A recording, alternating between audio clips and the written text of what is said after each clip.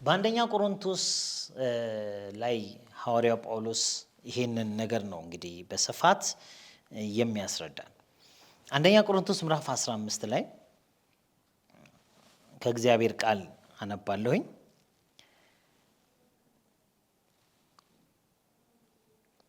ከቁጥር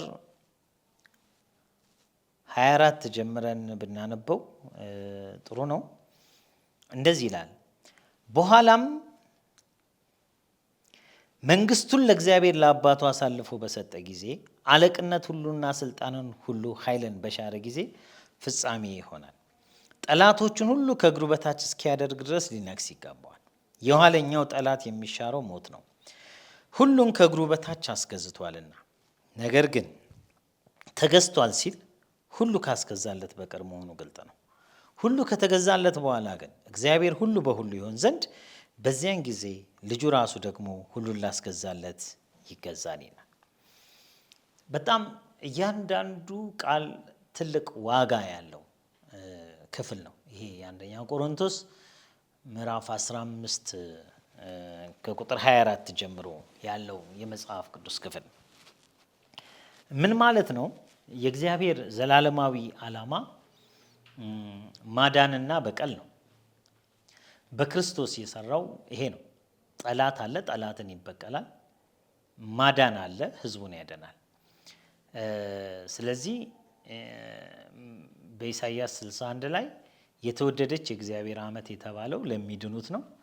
የእግዚአብሔር በቀል ደግሞ ለሚፈረድበት ነው። ሁለቱንም እግዚአብሔር ባዘጋጀው ሰው በራሱ ክርስቶስ በእግዚአብሔር መሲህ ከእግዚአብሔር ዘንድ በተዘጋጀ መካከለኛ ከእግዚአብሔር ዘንድ በመጣ ታዳጊ በክርስቶስ ኢየሱስ ወይንም በእግዚአብሔር የሥጋ መገለጥ የሚሰሩ ስራዎች ናቸው። እዚህ ውስጥ እንግዲህ በዝርዝር የተቀመጡልን ነገሮች አሉ። ትልልቅ ጠላቶች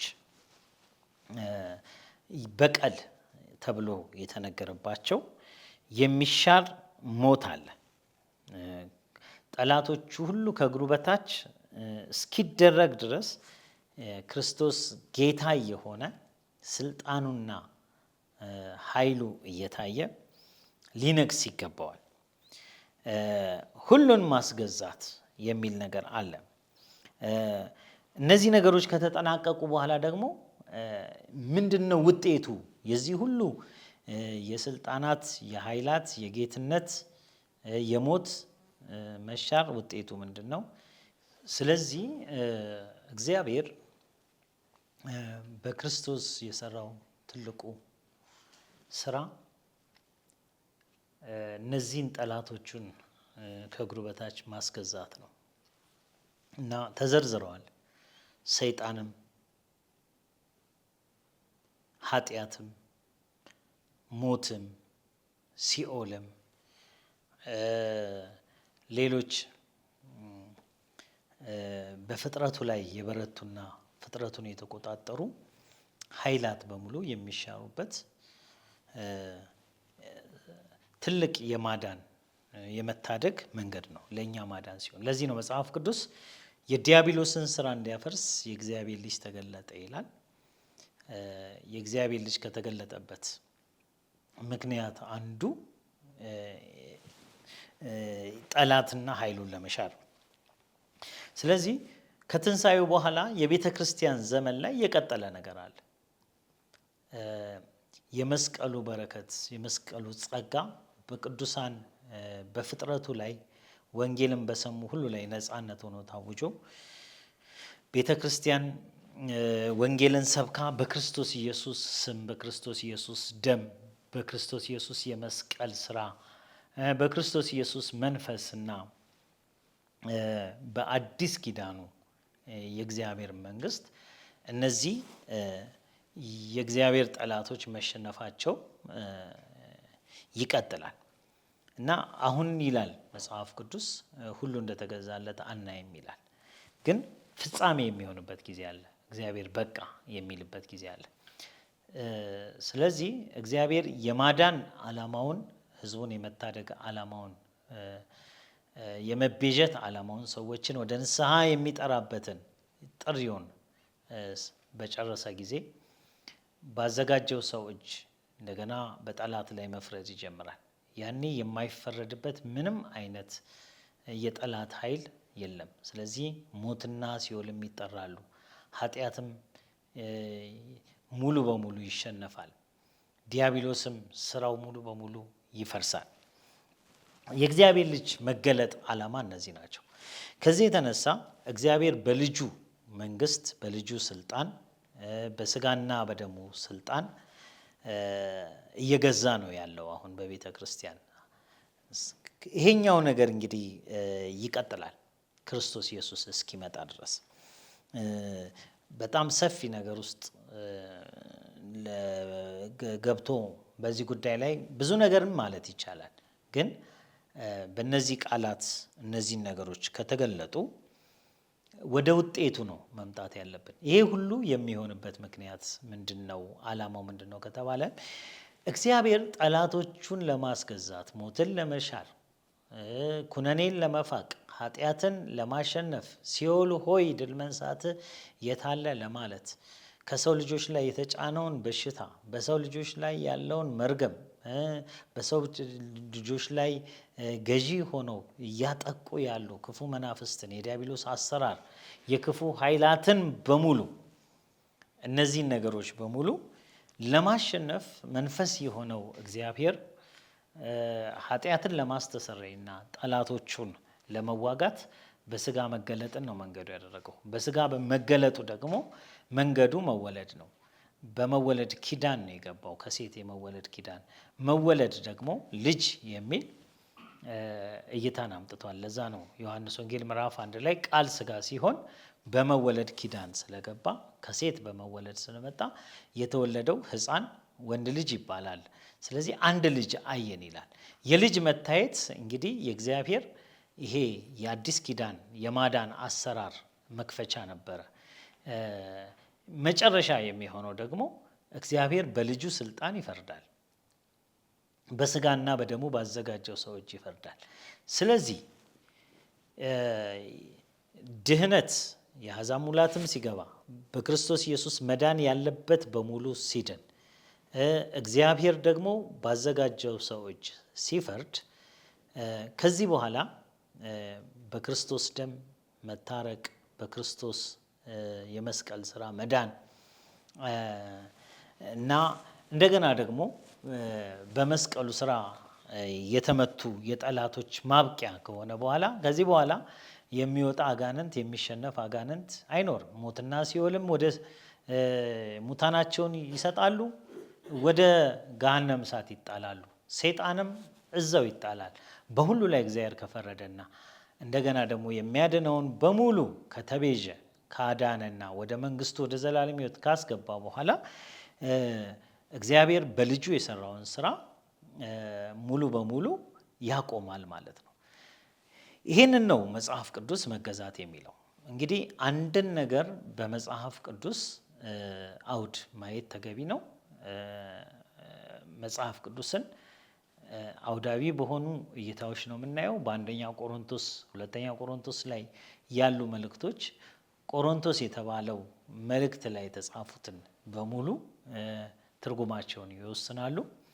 ከዚህ የተነሳ በቆሮንቶስ ላይ ሐዋርያው ጳውሎስ መገዛት ብሎ የጻፋቸውን ነገሮች በምታዩባቸው ቦታዎች ሁሉ ላይ ስራ ማቆም የሚል ትርጉም ነው የምታዩት። ለምሳሌ የነቢያት መንፈስ ለነቢያት ይገዛል ሲል አንዱ የጸጋ ስጦታ እየሰራ እያለ የሚቆም እና የሚፈቅድ የጸጋ ስጦታ አለ ማለት ነው ብሎ ነው የሚናገረው እንጂ ነቢያት የመንፈስ የበላይ ሆነው መንፈስን ያስተዳድራሉ እያለ አይደለም። ስራ ያቆማል፣ ይጠባበቃሉ የሚል ትርጉም ነው ያለው። እዛው ቆሮንቶስ ላይ ስጋዬን እየጎሰምኩ አስገዛዋለሁ ሲል የመንፈስ የበላይነት፣ የስጋ ስራ ማቆም፣ ጳውሎስ በስጋ የሚታወቅበት ንዴት ይሁን ቁጣ ይሁን ሌሎች ነገሮች የሚሆኑ እነዛ ነገሮች ሁሉ ቆመው በመንፈስ የበላይነት መንፈሳዊ ሆኖ መቀጠልን የሚያሳይ ነው። ተጨማሪ ሌሎችንም መገዛት የሚል ነገሮችን ማሳየት ከእግዚአብሔር ቃል ላይ ይቻላል እና እዚህ ጋር ልጁ ሁሉን ላስገዛለት ይገዛል የሚለው ያው ሁሉን አስገዢው መለኮት ነው። ሁሉን ያስገዛበት መንገድ ደግሞ የስጋና የደሙ ስልጣን ነው። በስጋና በደሙ ስልጣን ኃይላትን ስልጣናትን በሙሉ ካሸነፈ በኋላ ፍጻሜ ከሆነ በኋላ ያልተገዛ ምንም ሳይተው ካለቀ በኋላ ሁሉን ለእግዚአብሔር ካስገዛ በኋላ ይሄ እይታ እግዚአብሔር ሁሉ በሁሉ ይሆናል በሚል የተጻፈ ቁጥር 28 ላይ አለ። ሁሉ ከተገዛለት በኋላ ግን እግዚአብሔር ሁሉ በሁሉ ይሆን ዘንድ በዚያን ጊዜ ልጁ ሁሉን ላስገዛለት ይገዛል ይላል። ስለዚህ አሁን በእግዚአብሔር ጉዳይ ላይ አዲስ ኪዳን ከጀመረበት ጊዜ ጀምሮ አባትና ልጅ፣ አምላክና ሰው፣ የሚታይና የማይታይ ባህሪ፣ ንጉስና ካህን የሚሉ ነገሮች፣ ላኪና ተላኪ፣ አማላጅና ማላጅ የሚሉ እይታዎች እየመጣን ያየን ያለንባቸው ነገሮች በሙሉ በዓላማ የተደረጉ ነገሮች ስለሆኑ እግዚአብሔር ዓላማውን ሲፈጽም ከዚህ በኋላ እነዚህ ነገሮች አይቀጥሉም ማለት ነው እና እግዚአብሔርን በሰማይ የምናውቀው ከስሞች ሁሉ በላይ በሆነው ስሙ ኢየሱስ የተባለው ስሙ ማለት ነው። ይሄ ስም በውርስ ለስጋና ለደሙ የተሰጠ ነው። እግዚአብሔር ይመስገን የአባቴ ስም ተብሎ ተጽፎለታል። በራእይ ምዕራፍ 3 ላይ ደግሞ የአምላኬ ስም በሚል ተጽፎበታል።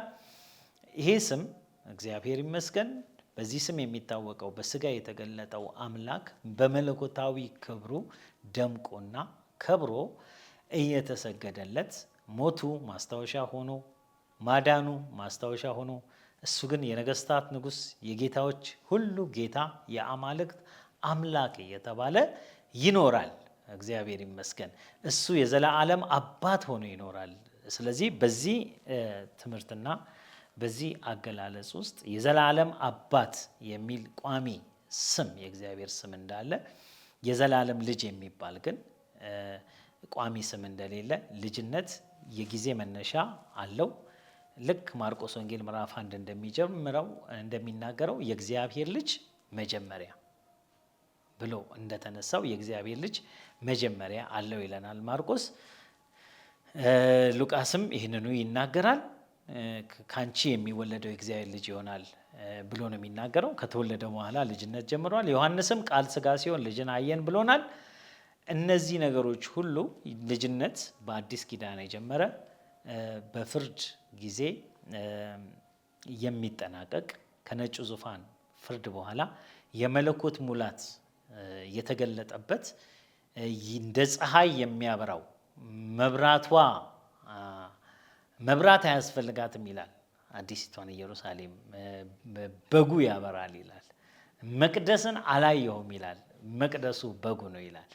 የእግዚአብሔር ድንኳን በሰዎች መካከል ነው ይላል እና እግዚአብሔር በስጋ የተገለጠ እግዚአብሔር በአምላካዊ ክብሩ ደምቆና ከብሮ የሚታይበት መሆኑን ለማሳየት እግዚአብሔር ሁሉ በሁሉ ይሆናል ይላል።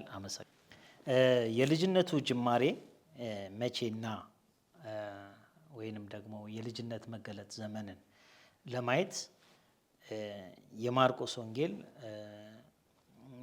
ከሚናገረው መነሻ ከሆነው ክፍል ብንጀምር የማርቆስ ወንጌል የወንጌል መጀመሪያ አርጎ ያስቀመጠው የእግዚአብሔር ልጅን ነው እና በመጀመሪያው የእግዚአብሔር ልጅ ሆኖ የተገለጠበትን የወንጌል ጅማሬ አርገን ስንቆጥር እግዚአብሔር በወንጌል የሰራው የጸጋው ዘመን ይሄ የጸጋ ዘመን የምንለው አሁን ያለንበት ዲስፔንሴሽን በክርስቶስ ኢየሱስ የመስቀል ስራ ሰዎች የሚድኑበት በዳግመኛ ልደት በንስሐ ለኃጢአት ስርየት በመጠመቅና በመንፈስ ቅዱስ በመሞላት ሰዎች እየተዋጁ የእግዚአብሔር ልጆች የሚሆኑበት ዘመንን የሚያሳየን ነው እና ያ የእግዚአብሔር ልጅ የመገለጥ ዘመን ይባላል። ስለዚህ የእግዚአብሔር ልጅ መጀመሪያ ወንጌል ወይንም ድነት ወይንም አዲስ ኪዳንና የእግዚአብሔር ማዳን ቤዛነት ስራው የተገለጠበት ነው። የማቴዎስ ወንጌልም ቢሆን የጌታ ኢየሱስ ክርስቶስ ልደት እንዲህ ነበረ ብሎ የሚነግረን 1:18 ላይ እንደተጻፈው ከሴት የተወለደበትን ጊዜ ነው። ስለዚህ ክርስቶስ ሌላ ልደት የለውም፣ አንድ ልደት ነው ያለው። ስለዚህ በዚህ መሰረት በሮሜ 1:3 ላይ ግልጽ የሆነ የእግዚአብሔር ቃል ትምህርት አለ። እንደዚህ ይላል፣ ይህም ወንጌል በስጋ ከዳዊት ዘር ስለተወለደ እንደ ቅድስና መንፈስ ግን ከሙታን መነሳትን የተነሳ በኃይል የእግዚአብሔር ልጅ ሆኖ ስለተገለጠ ስለ ልጁ ነው፣ እርሱም ጌታችን ኢየሱስ ክርስቶስ ነው። ይሄ ነው። በዚህ ምክንያት ደግሞ በእርሱም ስለ ስሙ በአሕዛብ ሁሉ መካከል ከእምነት የሚነሳ መታዘዝ እንዲገኝ ጸጋና ሐዋርያነትን ተቀበልን ይላልና ይሄ እግዚአብሔር በልጁ ወንጌል የሰራበት ዘመን ማብቂያው የሚሆነው የፍጻሜው ዘመን የልጁ መገዛት ብለን እንጠራዋለን ማለት ነው። ስለዚህ አሁን ዘላለማዊ አባት እንጂ ዘላለማዊ ልጅ የሚል አልተሰጠውም ለክርስቶስ።